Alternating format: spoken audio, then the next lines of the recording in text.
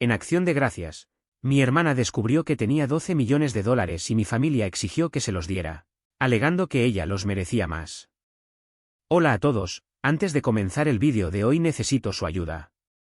Hemos notado que el canal está perdiendo impulso y suscribirse es una de las mejores maneras en que pueden ayudarnos. Es rápido, gratis y nos permite seguir ofreciéndoles un gran contenido. Su apoyo lo es todo. Permitámonos que este canal crezca colectivamente. Muchas gracias. Ahora comencemos el vídeo. Uso una cuenta desechable por razones obvias, con ciertos detalles modificados para preservar el anonimato. Soy Sara, mujer de 38 años, y necesito sacarme esto del pecho. ¿Conocen esas dinámicas familiares en las que un hijo es perfecto y el otro parece invisible? Sí, bienvenidos a mi vida. Todo era bastante normal hasta que cumplí 8 años.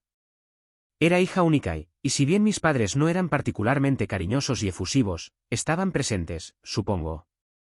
Mamá me ayudaba con la tarea y papá ocasionalmente me llevaba a pescar al lago St. Clair. No éramos la familia Ingalls, pero estábamos bien. Luego llegó la noche que lo cambiaría todo. Recuerdo que mi tía Kelly apareció a las 2 de la madrugada. En el día de Acción de Gracias, mi hermana se enteró de mi fortuna de 12 millones de dólares e inmediatamente, mi familia entera me presionó para que se los entregara, argumentando que ella tenía más derecho a ese dinero. Un saludo a todos ustedes. Antes de iniciar el vídeo de hoy, les pido su colaboración. Nos hemos percatado de una disminución en la actividad del canal, y suscribirse es la forma más efectiva de apoyarnos. Es un proceso rápido, gratuito y nos permite continuar creando contenido de calidad para ustedes. Su respaldo es fundamental para nosotros. Ayúdennos a que este canal siga creciendo juntos. Les agradezco enormemente su ayuda. Bien, empecemos con el vídeo. Estoy utilizando una cuenta temporal por motivos evidentes, y he modificado algunos detalles específicos para mantener mi anonimato. Me llamo Sara, tengo 38 años, y necesito desahogarme. ¿Les resultan familiares esas dinámicas familiares en las que un hijo es la perfección personificada, mientras que el otro pasa completamente desapercibido? Pues bien, esa es mi vida. Todo transcurría con relativa normalidad hasta mis 8 años. Era hija única, y aunque mis padres no eran precisamente los más afectuosos y expresivos, al menos estaban presentes. Mi madre me asistía con las tareas escolares, y mi padre, de vez en cuando, me llevaba a pescar al lago St. Clair. No éramos una familia ideal, pero las cosas funcionaban. Entonces llegó aquella noche que cambiaría todo para siempre. Tengo grabado en mi memoria a mi tía Kelly llegando a las 2 de la madrugada. Y me contaba que debía empacar una maleta porque mamá se encontraba en el hospital. Mi hermana Rachel estaba en camino, aunque algo no iba bien, pues su llegada no se esperaba hasta dentro de un par de meses. Las semanas siguientes fueron un torbellino de idas y venidas al hospital y diálogos susurrados. Rachel era diminuta, parecía una de mis muñecas, pero conectada a una maraña de tubos y cables. Tenía prohibido tocarla o incluso acercarme demasiado. Fue entonces cuando lo percibí por primera vez, una barrera invisible que se erigía entre mi familia y yo. Tras el regreso de Rachel a casa, nuestro hogar se transformó en una burbuja aséptica. Mamá desarrolló una obsesión por la limpieza, desinfección de nivel industrial por doquier, dispensadores de gel antibacterial en cada rincón y una limpieza incesante. El penetrante aroma a lejía aún me produce ansiedad hoy en día. Pero lo que realmente me impactó fue que, ante el menor síntoma de enfermedad, me enviaban a casa de la abuela Marie o de la tía Kelly. Es decir, un solo estornudo y ya estaba haciendo la maleta, una tos leve, y partía hacia la casa de la abuela. Al principio me parecía divertido. La abuela Marie horneaba galletas y la tía Kelly poseía una fascinante colección de libros de Nancy Drew que estaba leyendo. Sin embargo, los niños no son ingenuos. Transcurrido un tiempo, comienzas a comprender la realidad de la situación. No te están mandando de aventuras, te están considerando una amenaza, como si tu sola presencia pudiera perjudicar a tu querida hermana. Hice todo lo posible por captar su atención de una forma más saludable, de verdad, todo. Obtuve excelentes calificaciones, pero mamá apenas despegaba la vista del último calendario de citas médicas de Rachel. Gané el primer lugar en la Feria de Ciencias con un proyecto sobre energías renovables, Y papá solo me preguntó si podía guardar el panel en el garaje, ya que Rachel era alérgica al polvo del cartón. ¿Acaso eso existe? El verdadero golpe llegó a mis 12 años. Durante meses había estado ensayando para el concurso de talentos de la escuela, aprendiendo a tocar Bridge over Troubled Water en el piano. Sé que es un poco cliché. Rachel tuvo 37,3 grados de fiebre la noche del espectáculo. Adivinen quién no tuvo a nadie en el público. En cambio, 2 semanas después, toda la familia, incluyendo a ambos pares de abuelos, asistieron al recital de flauta de 15 minutos de Rachel, donde prácticamente destrozó Hot Cross Buns. Rachel aprendió rápidamente a manipular el sistema. A los 7 años, había superado cualquier problema de salud real, pero eso no le impedía simular. Dolor de cabeza, debía quedarse en casa sin ir a la escuela. ¿Cansancio? Alguien más, adivinen quién, debía hacer sus deberes. ¿Preocupada por un examen? Mamá literalmente llamaba a la escuela para solicitar una prórroga. Empecé a pasar cada vez más tiempo en mi habitación, absorta en libros de historia del arte y antigüedades. Es curioso cómo se desarrolla la vida a veces.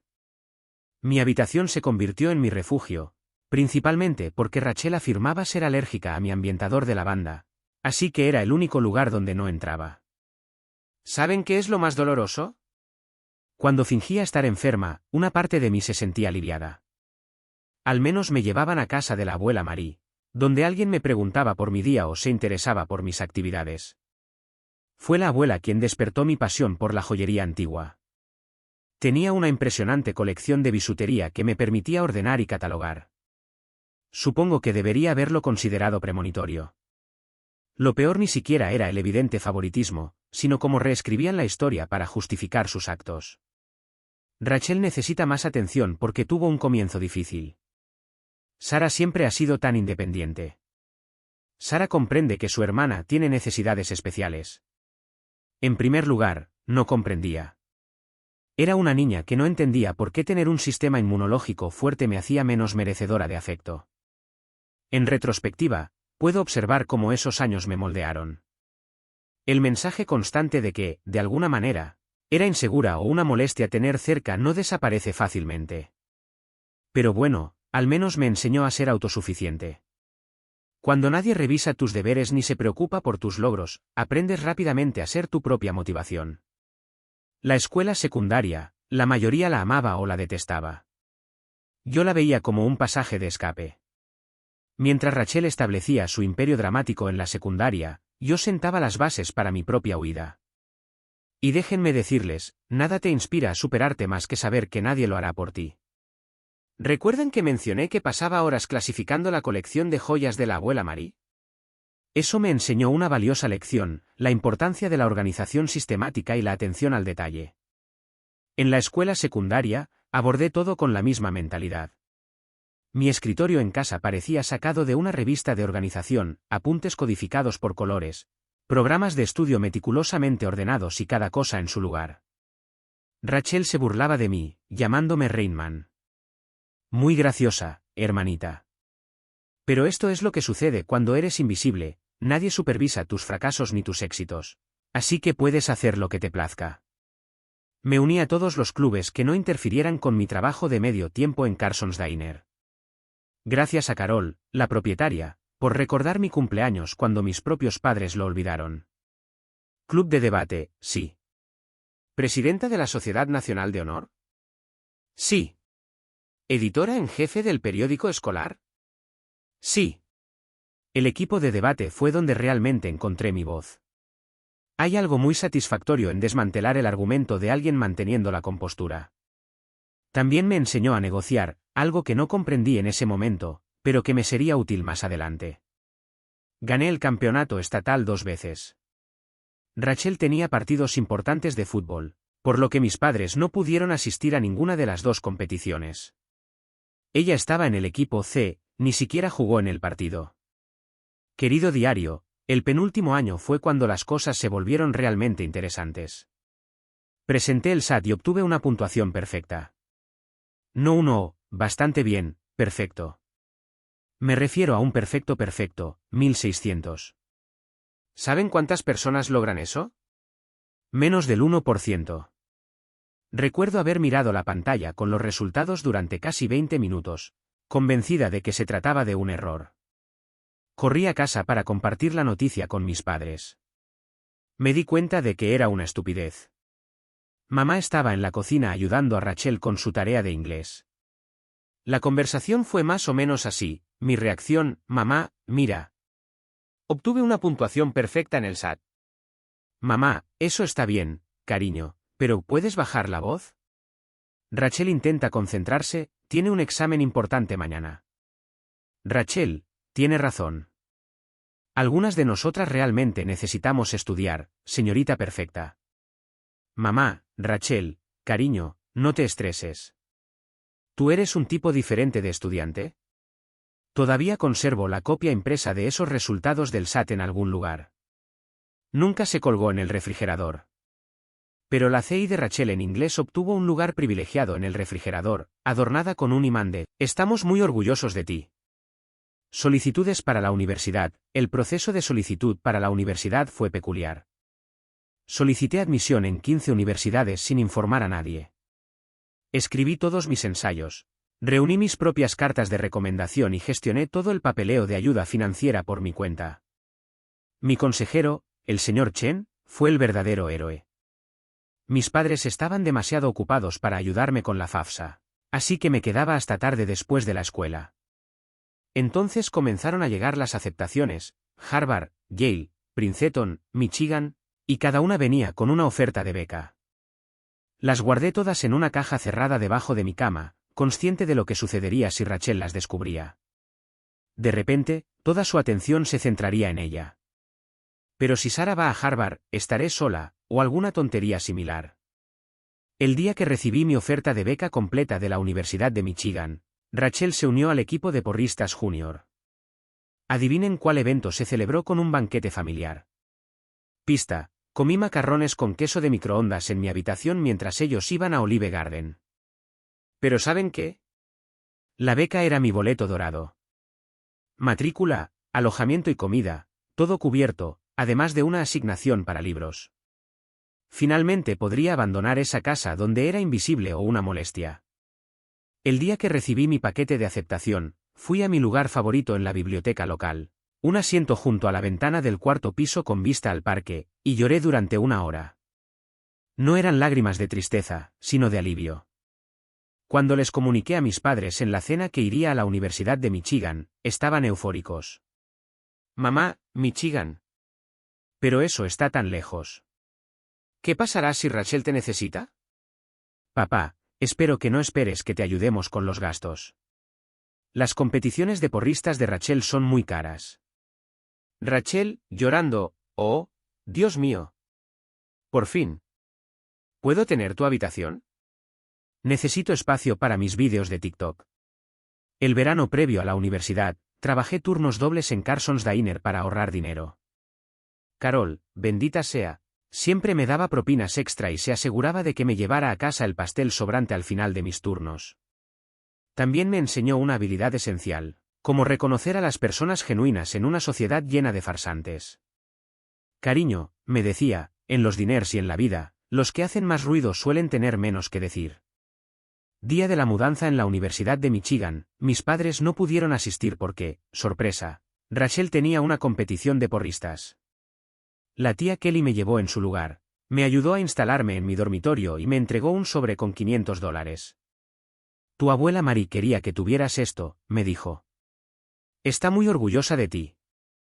Más tarde supe que la abuela había estado ahorrando ese dinero de sus cheques del seguro social durante meses. Esa primera noche en mi dormitorio, me prometí a mí misma que construiría una vida tan maravillosa que ser ignorada sería inconcebible. No por venganza, ni para demostrarle nada a mi familia, sino por la niña de 8 años a la que solían enviar a casa de la abuela por estornudar. La universidad, el comienzo de algo nuevo. La universidad transcurrió en un torbellino de noches en vela, ramen instantáneo y una independencia celestial. Me gradué *summa cum laude * de la Universidad de Michigan, aunque mis padres no se dieron cuenta. Estaban demasiado ocupados ayudando a Rachel a transferirse a su tercera universidad en 2 años. Pero aquí es donde la historia da un giro inesperado. Conseguí un trabajo de nivel inicial en la casa de subastas Everett and Phillips en Detroit. No usaré el nombre real por razones obvias, pero si estás en el negocio, probablemente sepas de quién estoy hablando. Un establecimiento auténticamente de alta gama, muchos clientes de la vieja escuela, ese tipo de cosas. Empecé en su departamento de ventas de bienes, lo que implicaba documentar las pertenencias de personas adineradas después de su fallecimiento. No es precisamente glamoroso, pero pagaba las cuentas. El gran descubrimiento, mis primeros meses fueron bastante rutinarios. Registrar innumerables juegos de porcelana, clasificar muebles antiguos, etc. Luego llegó la herencia Kingston. La señora Kingston era una anciana viuda que había fallecido sin descendencia, dejando atrás lo que todos asumían que era una enorme colección de bisutería. Habitaciones repletas. Aquí es donde esas horas en casa de la abuela Marie resultaron provechosas. Estaba examinando esta montaña de joyas cuando algo captó mi atención. Era un broche Art Deco, nada particularmente llamativo, pero algo en él se sentía distinto. El peso no correspondía al de la bisutería, el mecanismo de cierre era demasiado complejo para una imitación. Creo que pasé todo mi almuerzo ese día investigando antiguas marcas y firmas de joyería. Terminé quedándome hasta tarde en la oficina para utilizar la membresía de la compañía en varias bases de datos de joyería antigua. Cuanto más observaba, más convencida estaba de que no se trataba de bisutería, sino de una pieza auténtica. El problema era que yo era la nueva. Nadie me creería si afirmaba que teníamos un tesoro potencial en nuestras manos. Así que hice lo que me enseñó el equipo de debate, preparé meticulosamente mi argumentación. Pasé 2 semanas, durante los almuerzos y las noches, aprendiendo todo lo posible sobre la autenticación de joyas Art Deco. Incluso utilicé parte de mis escasos ahorros para pagar un curso de gemología en línea. Finalmente reuní el coraje para acercarme a mi jefe, el señor Harrison. Le presenté toda la información, incluyendo imágenes comparativas, documentación histórica y todo el trabajo. La conversación fue más o menos así: mi respuesta, señor, creo que podríamos tener algo significativo en la colección Kingston. Harrison, apenas levantando la vista de su teléfono: Sara, ya hemos catalogado esas piezas como bisutería. Yo, lo sé, pero observe estas marcas del fabricante. Coinciden perfectamente con las firmas de Cartier de 1925. Harrison, finalmente prestando atención: ¿dónde aprendiste todo esto? Mi respuesta: hice alguna investigación. Larga historia. En resumen, el broche de bisutería se vendió por $47,000 en una subasta. Resultó ser parte de una colección limitada creada para alguna celebridad europea en la década de 1920. Pero aquí está la verdadera sorpresa: Harrison comenzó a confiar en mí después de eso. Empezó a encargarme la autenticación de otros artefactos. De repente, mi pasatiempo inútil de clasificar joyas antiguas adquirió un verdadero propósito. Me dediqué a aprender todo lo que pude sobre joyería vintage. Tomé todos los cursos en línea que pude costear. Pasaba los fines de semana en ventas de bienes raíces buscando artículos. Incluso comencé un pequeño cuaderno para documentar diversos procedimientos de autenticación. Mi apartamento parecía el sueño febril de un investigador de joyas, con las paredes cubiertas de impresiones de sellos antiguos y directrices de certificación. La casa de subastas empezó a obtener resultados.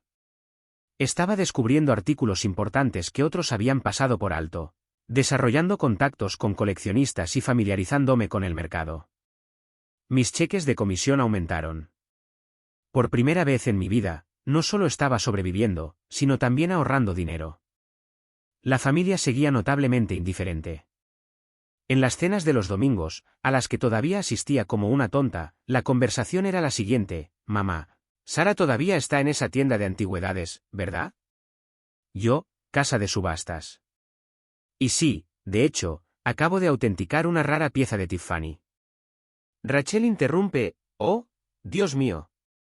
Hablando de joyas, tienen que ver esta pulsera con dijes que compré en el centro comercial. Pero ya no me importaba. Por primera vez en mi vida, había descubierto algo completamente mío. Algo en lo que era verdaderamente excepcional. Algo que no tenía nada que ver con ser la hermana de Rachel. Decepción familiar: la colección Rothschild. Luego llegó la colección Rothschild. Esto fue aproximadamente 2 años después de mi ingreso al negocio de las subastas. Una herencia masiva, una familia de la vieja escuela, mucho revuelo en la industria. Formé parte del equipo que catalogó su colección de joyas, y fue entonces cuando lo noté. Una pieza Art Nouveau bastante común que todos los demás habían ignorado. Pasé 3 días investigándola. Apenas dormí. Resultó ser una pieza de un famoso joyero francés, una colección privada que se suponía perdida durante la Segunda Guerra Mundial. Cuando se vendió en una subasta por $238,000, Harrison me llamó a su oficina. Creí que me iban a ascender. En cambio, dijo algo que cambió completamente el panorama: Sarah, estás desperdiciando tu talento aquí. Deberías dirigir tu propio negocio de autenticación. Al principio lo descarté. ¿Yo? ¿Iniciar un negocio? ¿Con qué dinero? Sin embargo, la idea se arraigó. Comencé a realizar pequeños proyectos de autenticación independientes. Se corrió la voz de que tenía buen ojo. Los coleccionistas privados comenzaron a contactarme directamente. Una noche, estaba sentada en mi modesto apartamento, rodeada de manuales de joyería y herramientas de autenticación que había acumulado gradualmente, cuando tuve una epifanía. Esto era algo que realmente podía hacer. Podía crear algo por mi cuenta. Así que hice lo que cualquier persona razonable haría: pedí un gran préstamo contra mi coche, vacié mi cuenta de ahorros y alquilé un pequeño espacio de oficina en una zona menos deseable de la ciudad. La gente pensaba que estaba loca. Quizás lo estaba. Transformé un trastero encima de un restaurante chino que tenía aproximadamente el tamaño de un dormitorio universitario. El alquiler era bajo porque siempre olía a pollo kung pao y el wifi solo funcionaba si te sentabas en la esquina, junto a la ventana. Pero era mío. La lucha, los primeros meses fueron peculiares. Y por peculiares, quiero decir aterradores. Me despertaba a las 4 de la madrugada. Con una sensación gélida en el estómago, mentalmente contaba los meses que me quedaban de ahorros. Las cuotas del préstamo me asfixiaban. Mi oficina era espartana, una mesa plegable de Goodwill y una silla rescatada de la calle, tranquilos. La desinfecté a conciencia. Sin embargo, en el lujoso universo de la joyería fina, la reputación y los contactos son la clave, y mi experiencia en la casa de subastas me había proporcionado ambas. Comencé modestamente, autentificando piezas para anticuarios locales. Mis tarifas eran inferiores a las de las grandes empresas, pero mi meticulosidad empezaba a ser reconocida. El boca a boca funcionó. 6 meses después, llegó el punto de inflexión. Un comerciante, conocido de mi época en la casa de subastas, me consultó sobre una colección de broches victorianos. La dueña requería una evaluación antes de venderlos. Resultó ser una colección inmensa, abarcando 3 generaciones familiares. Trabajé 2 semanas sin descanso, documentando cada detalle. Identifiqué 2 piezas excepcionalmente valiosas, erróneamente catalogadas como réplicas. La propietaria, fascinada con mi minucioso análisis, no solo me pagó, sino que me ofreció una comisión del 10% sobre la venta. ¿El monto? $86.000, una suma superior a mis ingresos de los 2 años previos combinados. De repente, mi teléfono no paraba de sonar. Coleccionistas privados habían oído hablar de mi talento para descubrir tesoros olvidados. Abogados de herencias buscaban mi opinión sobre joyas. Incluso mi antigua casa de subastas comenzó a enviarme trabajos de autenticación. Estoy segura de que Harrison, mi exjefe, contribuía discretamente a mi fama. Gracias, jefe. Al segundo año, contraté a mi primera empleada, Jenny, una recién graduada en gemología que me recordaba mucho a mí misma a su edad. Brillante, pero subestimada por su timidez. Ahora es mi jefa de autenticación y vale oro. La empresa creció exponencialmente. Me mudé a una oficina decente en el centro, adiós, aroma a pollo kung pao. Formé un equipo de expertos y me forjé una reputación como descubridora de joyas perdidas. Es increíble la cantidad de piezas históricas que yacen en los áticos, confundidas con bisutería. Pero ocultar todo esto a mi familia. El éxito trajo sus propios desafíos. Cuanto más crecíamos, más difícil era mantener el secreto. Seguían creyendo que trabajaba en una tienda de antigüedades. Rachel, Mi hermana soltaba comentarios sarcásticos en las cenas familiares. Rachel, tengo unas joyas viejas que iba a donar. Quizás tu tiendecita las quiera. Yo, que esa misma mañana había autenticado una pieza de 1,2 millones de dólares, respondía, claro, mamá, las veré. Mamá me presentaba como, mi otra hija. Trabaja con joyas viejas o algo así. Mientras tanto, mi nombre aparecía en Forbes, bajo el nombre de mi empresa, afortunadamente, y acabábamos de inaugurar nuestra tercera oficina. Lo curioso es que mantener el secreto se convirtió en un juego, una broma privada. Me sentaba en las cenas dominicales con mi ropa de Target, en realidad, Chanel, escuchando a Rachel hablar de su trabajo básico en marketing, sabiendo que acababa de cerrar un trato que superaba sus ingresos anuales. Incluso comencé a divertirme usando joyas auténticas de Harry Winston en las reuniones familiares, a ver si alguien lo notaba. Nunca lo hicieron. Rachel una vez pasó 20 minutos presumiendo de su reloj Michael Kors de $200. Yo llevaba un Patek Philippe Vintage que valía más que su coche. El verdadero reto era gestionar el crecimiento. Para el 5.º año, teníamos oficinas en Detroit, Chicago y Nueva York. Pasaba más tiempo en aviones que en mi propia casa. Nos especializamos en la discreción. Resulta que muchos ricos desean autenticar sus joyas sin alardes públicos. El dinero fluía a raudales. Tanto que tuvimos que contratar a un equipo de asesores financieros. Sin embargo, mantuve un estilo de vida relativamente modesto. Compré una casa bonita, pero sin ostentación, en un buen barrio. Conducía un coche de alta gama, pero discreto. Mi único lujo era mi oficina en casa, equipos de autenticación de última generación, un sistema de seguridad impenetrable y una bóveda que haría palidecer de envidia a Fort Knox. ¿La ironía? Creían que mi austeridad era por ayudarles. Mamá decía cosas como, Sara es tan buena. Debe estar comiendo ramen para poder ayudarnos. En realidad, acababa de tasar una colección cuya comisión superaba su hipoteca. Lo peculiar del éxito es que cuanto más tienes, más difícil es explicárselo a quienes te han visto siempre como inferior. Es como describir colores a alguien que solo ve en blanco y negro. Les falta contexto. Mi empresa prosperaba. Dominábamos el mercado de autenticación de joyas en el Medio Oeste y nuestra reputación era impecable, juego de palabras intencionado. Pero cada domingo cenaba en casa de mis padres, interpretando el papel de Sara, la humilde empleada de la tienda de antigüedades. La disonancia cognitiva era absurda. Pasaba las mañanas en conferencias con coleccionistas de Dubái, las tardes autentificando piezas millonarias y las noches en casa de mis padres, con ropa discreta cuidadosamente seleccionada, comiendo el asado seco de mamá mientras Rachel monopolizaba la conversación con sus insignificantes logros laborales, generalmente algo como servirle café a su jefe sin derramarlo. Un domingo en particular es memorable. Había cerrado una transacción importante, la autenticación de una joya Cartier extraviada durante 40 años en una caja fuerte. ¿La comisión? 7 cifras. Llegué a casa de mis padres directamente desde la reunión, aún eufórica. Sara, cariño, ¿estás bien? Te ves un poco desmejorada, dijo mamá. Ya sabes, intentando ahorrar, respondí, con un suéter de cachemira de $3.000 que parecía discreto a propósito. Rachel intervino, si tuvieras un trabajo de verdad en vez de jugar con joyas viejas. Rachel, sé amable. No todos pueden ser tan exitosos como tú, dijo papá.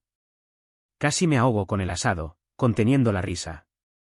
Las transferencias mensuales anónimas a mis padres comenzaron por entonces. La tía Kelly me contó que tenían problemas para pagar los estudios de Rachel y las facturas médicas. Mamá mencionó que quizá tendrían que vender la casa. No podía permitirlo. Era la casa donde me crié. Así que empecé a transferirles $5.000 al mes anónimamente. Cuando me preguntaron, dije que aportaba $1.100, viviendo a base de arroz y frijoles. Asumieron que el resto provenía de la tía Kelly u otros familiares. Rachel, por supuesto, se atribuyó el mérito de inspirar la ayuda familiar. El dinero ayudó, pero tuvo efectos secundarios. Mis padres me trataban con una mezcla de lástima y condescendencia, como si fuera un caso de noble pobreza que se sacrificaba por la familia. Mientras tanto, los gastos de Rachel se dispararon. Aparecía con bolsos caros, diciendo que eran gangas, no lo eran, reconozco un Gucci auténtico a 20 metros. Se iba de vacaciones extravagantes y presumía en Instagram de su maravillosa vida. Estoy segura de que usaba mi dinero para sus compras. Guardé silencio. La ironía era deliciosa. Luego vino el drama del MBA. Rachel anunció que quería volver a la universidad para obtener un MBA. En una universidad privada, por supuesto. Solo lo mejor para la niña mimada. Mamá me llamó llorando, diciendo que no podían pagarlo. Quizá Rachel podría considerar universidades públicas. Tienen buenos programas, sugerí. Ay, cariño, no lo entiendes. Tu hermana debe mantener cierto nivel, respondió mi madre. Hablando de ayuda, ¿podrías aumentar tu contribución mensual por unos años? La incrementé a $7,000. Mi economía no se resintió, pero verlos felicitar a Rachel por su iniciativa mientras creían que yo sobrevivía a base de ramen, dolía un poco. Lo más irónico es que yo impartía un seminario en la misma escuela de negocios a la que Rachel quería asistir. El decano me había invitado personalmente a hablar sobre autenticación de lujo y crecimiento empresarial. Mi familia lo ignoraba. Tuve que inventar una excusa para no ir a la cena del domingo esa semana. Mi éxito parecía una vida paralela, como si fuera una superheroína corporativa con identidad secreta. De día, dirigía una empresa multimillonaria. De noche, bueno, los domingos por la noche, era Sara, la hija fracasada que trabajaba en una tienda de antigüedades. El peso de la mentira se volvía insoportable. Rachel menospreciaba mi carrera constantemente. Mamá se disculpaba con sus amigos por mi modesto estilo de vida. Papá me sugería que buscara un trabajo de verdad. Sabía que esto terminaría mal. No imaginé que implosionaría de forma tan espectacular en Acción de Gracias. Comenzó 2 semanas antes. Mamá llamó llorando por su dolor de espalda. Le diagnosticaron una hernia discal y la idea de cocinar para 20 personas la abrumaba. Me gustaría decir que me ofrecía ayudar por pura bondad, pero la verdad es que me cansé de fingir que su pavo seco era comestible. ¿Por qué no me encargo de la comida este año? Puedo pedirla a un catering, propuse. Cariño, no podemos permitirnos eso, respondió. No te preocupes por el precio. He estado ahorrando, dije. No estarás pidiendo un préstamo, ¿verdad?, preguntó preocupada. Lo organicé todo con un catering de lujo que uso para reuniones de negocios. Su comida es exquisita. El tipo de comida que te hace cuestionar por qué te molestas en cocinar. Costó más de lo que mis padres creían que ganaba en 2 meses, pero me daba igual. Llegó el día de Acción de Gracias y me sentía bien. Llevé mi portátil porque debía seguir una subasta online en Hong Kong. Un collar Art Nouveau espectacular estaba en venta y un cliente quería que lo autentificara si ganaba la puja.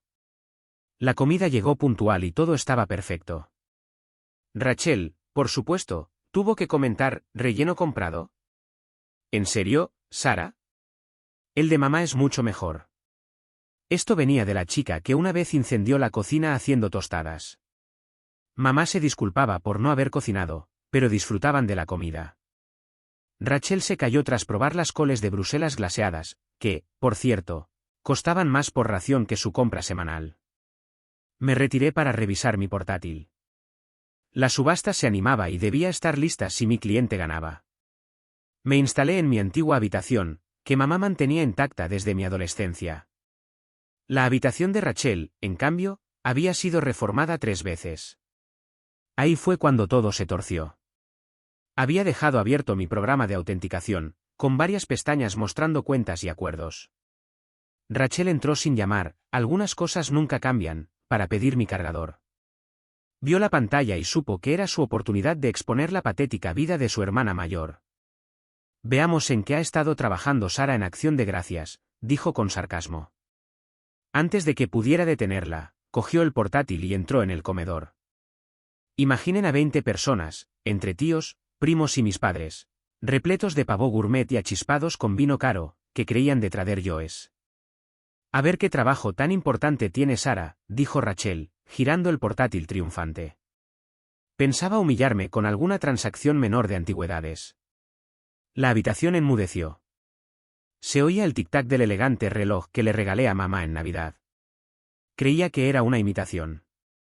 Mi pantalla mostraba, saldo, $12,4 millones. Contrato pendiente, $485.000.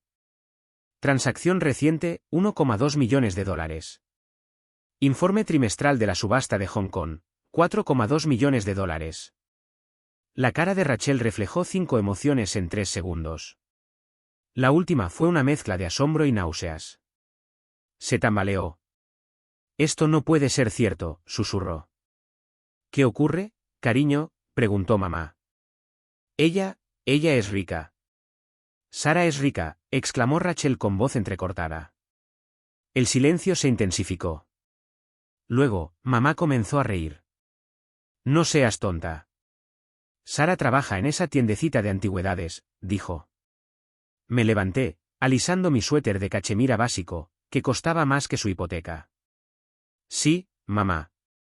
Soy dueña de una de las mayores empresas de autenticación de joyas del país. Durante años, esos comentarios sobre la tienda, autentico piezas millonarias. Ese pequeño negocio del que nunca preguntaste tiene oficinas en 3 ciudades. Papá se atragantó. La tía Kelly dejó caer el tenedor. Mi tío tosió violentamente. La risa de mamá se transformó en algo más. Su cara enrojeció, luego se puso morada.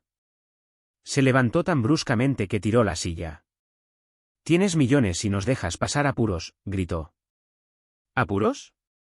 Les envío $7.000 al mes, respondí. Mientras te sientas sobre millones. Tu hermana tiene préstamos estudiantiles, replicó. Y ahí estaba. En lugar de felicitaciones, en lugar de orgullo, solo indignación por no haberles dado más dinero. Rachel rompió a llorar, sollozando sobre cómo merecía saberlo y cómo había traicionado a la familia. Papá se unió al drama. ¿Cómo pudiste ser tan egoísta? Somos tus padres. Te criamos, dijo. Exploté. Años de ser ignorada, despreciada, considerada la decepción familiar, todo salió a la luz. ¿Criarme? Me enviaban a casa de la abuela cada vez que estornudaba. Se perdieron todos mis logros, mis premios, porque Rachel podría sentirse excluida. Nunca ahorraron para mi universidad, pero pidieron préstamos para su escuela privada. ¿Y ahora están enojados porque construí algo por mí misma? Los siguientes 5 minutos fueron un caos. Mamá gritaba sobre obligaciones familiares. Papá sobre hijos ingratos. Rachel alternaba sollozos y exigencias sobre mi fortuna. El elegante personal del catering intentaba servir el postre con visible incomodidad. Cogí mi portátil, mi bolso Hermès, que mamá había elogiado como una bonita réplica, y me marché. Detrás, oía a mamá discutir cómo gastar mi dinero, algo sobre el MBA de Rachel y un coche nuevo. Mientras conducía a casa en mi coche sencillo, un BMW de edición limitada, mi teléfono se llenó de mensajes. El chat familiar explotó. Rachel publicaba en Facebook sobre fortunas ocultas y hermanos egoístas. Los días posteriores a Acción de Gracias fueron como observar un ciclón en cámara lenta, donde el huracán era mi familia y los escombros mi salud mental. Empecemos por los mensajes. 1 hora después de irme, tenía 47 llamadas perdidas y más de 200 mensajes. Mamá siguió esta intrigante progresión, 7:42. ¿Cómo te atreves a abandonar a la familia? 8:15 de la tarde. Tenemos que hablar de esto como personas adultas. 9:03 de la noche. Tu hermana merece parte de tu éxito. 10:30 de la noche. Ya he contactado a un agente inmobiliario sobre casas en mejores zonas.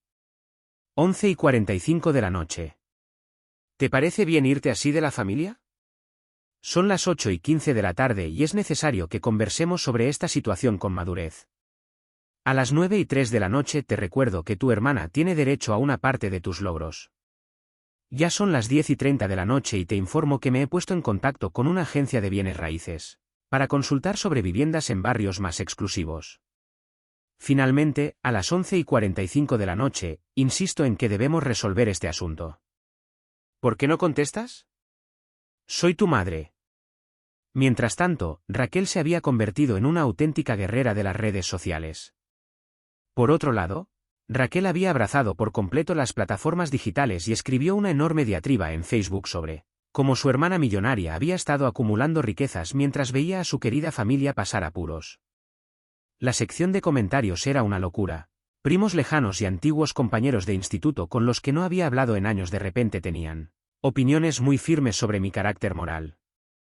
Pero lo que realmente me impactó fue que Raquel publicó todos esos años en los que intenté ayudar a Sara con su carrera, dándole consejos sobre cómo progresar desde esa pequeña tienda de antigüedades, y ella era secretamente rica. La traición dolió tanto que casi tiré mi teléfono al otro lado de la habitación. ¿Cuál fue el único consejo profesional que ella me dio? Me sugirió que intentara vender joyas en Etsy. Si no están familiarizados con el término, los monos voladores aparecen cuando miembros tóxicos de la familia envían a otros para hacerte sentir culpable. La tía Susan, a quien veía quizás una vez cada 3 años, llamó para informarme de que la familia lo es todo. El tío Bob, quien estoy bastante segura de que todavía cree que tengo 12 años, me envió un extenso sermón por correo electrónico sobre la importancia de compartir la riqueza. Incluso la hermana de la esposa de mi primo tercero, ¿cómo consiguió mi número? Se sintió obligada a expresar sus pensamientos sobre la obligación familiar. Pero la verdadera diversión comenzó cuando llegaron a mi lugar de trabajo. Llegué el lunes por la mañana y encontré a mamá, papá y Raquel sentados en la recepción. Le informaron a Jenny, mi recepcionista, que tenían una cita para servicios de autenticación. Raquel agarraba su bolso Michael Kors como si realmente valiera algo. La conversación fue tan bien como cabría esperar. Mamá, ya lo hemos hablado en familia, dije. Una discusión familiar sin el miembro de la familia del que se habla, replicó mamá, ignorándome. Y creemos que es justo que establezcas fondos fiduciarios para todos, añadió Raquel. Necesito al menos $2 millones para comenzar mi nueva vida como es debido, dijo papá. Y tu madre y yo queremos jubilarnos. Estamos pensando en una casa en la playa en Florida. Se les olvidó la parte donde les he estado enviando $7,000 mensuales, les respondí. Eso no es nada comparado con lo que tienes. Nos debes, contestó Raquel. ¿Me consideran deudores por qué exactamente? ¿Por los años de ser ignorada? ¿Las graduaciones perdidas? ¿Las constantes comparaciones?, pregunté. No seas dramática, Sara, te lo dimos todo, dijo mamá. No, yo me lo di todo a mí misma. ¿Y saben qué? He terminado. Allí mismo, en el vestíbulo de mi propia oficina, saqué mi teléfono y cancelé las transferencias mensuales a su cuenta. Mamá se quedó sin aliento como si la hubiera abofeteado. Raquel comenzó su actuación de llanto falso, pero se detuvo rápidamente cuando vio que no funcionaba. Entonces las cosas se pusieron feas. Se negaron a irse. Tuve que llamar a seguridad. Ver a mi madre de 60 años siendo arrastrada mientras gritaba sobre hijos ingratos fue surrealista. Jenny me preguntó si quería presentar cargos. Dije que no.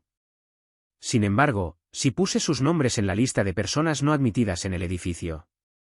El acoso duró semanas, nuevos números de teléfono, direcciones de correo electrónico falsas. Incluso intentaron contactarme a través del servicio de atención al cliente de mi empresa. Finalmente, tuve que emitir una notificación legal formal amenazando con cargos por acoso. Mamá entonces jugó su última carta, llamó a la abuela Marie. Pero la abuela Marie es más sabia que todos ellos juntos. ¿Su respuesta? Bien por Sara. Ya era hora de que alguien en esta familia triunfara por sus propios medios. Mamá no le habló durante 2 meses después de eso. Han pasado 6 meses desde Acción de Gracias.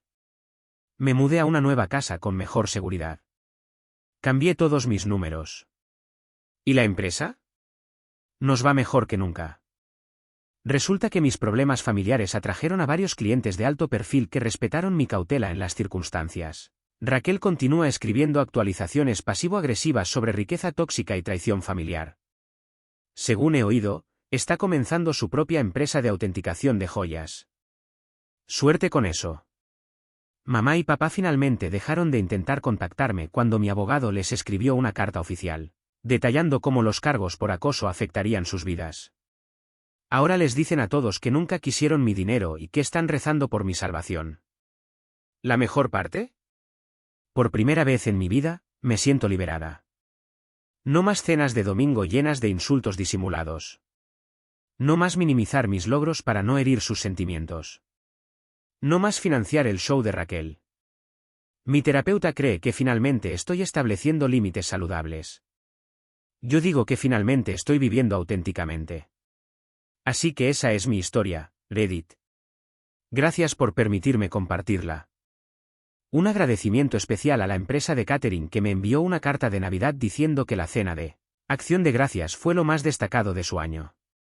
Edith, respuestas a preguntas frecuentes: sí, todavía estoy en terapia. No, no me arrepiento de haberlos cortado. Sí, la abuela Marie está bien. Vendrá a visitarme el próximo mes para ayudarme a catalogar una nueva colección. Una última cosa para Raquel, sé que probablemente estés leyendo esto. ¿Qué hay del brazalete Cartier que llevas en tu publicación más reciente de Instagram? Definitivamente es falso, solo digo. Gracias por ver. Si aún no se ha suscrito, hágalo y active la campana de notificaciones para mantenerse actualizado con más historias impactantes de la vida real que suceden a su alrededor.